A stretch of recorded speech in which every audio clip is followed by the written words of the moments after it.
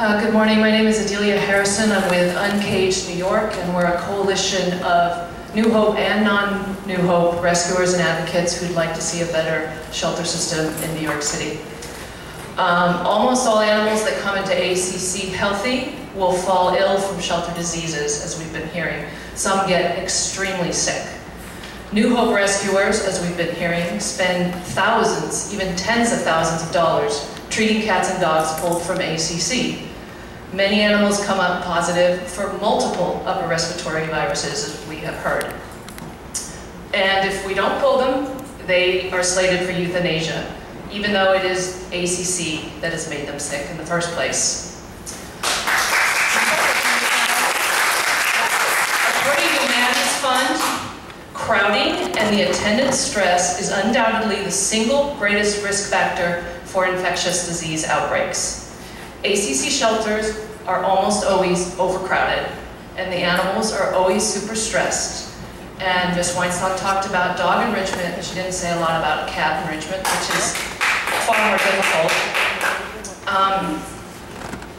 And even after the ACC added more staff, animals continue to be overlooked, and some die in their cages. As ACC's medical director has previously explained, the shelter buildings, which are now called animal care centers, were never designed for the proper care of animals. Brooklyn is an old factory, and Manhattan was built by the ASPCA as a holding pen. Try as you may, and we acknowledge that you do, the ACC cannot protect its animals from disease in these buildings.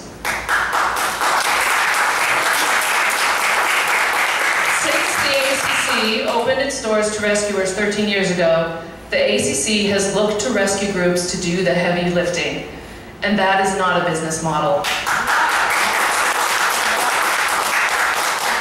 Neither is euthanasia.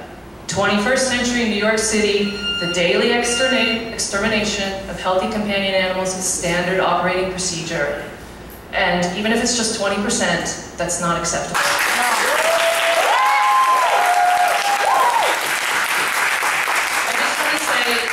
How can the city, the DOH, the board, the management of ACC, how can you control the spread of infectious disease and stop the euthanasia of healthy animals without new shelters? Thank you.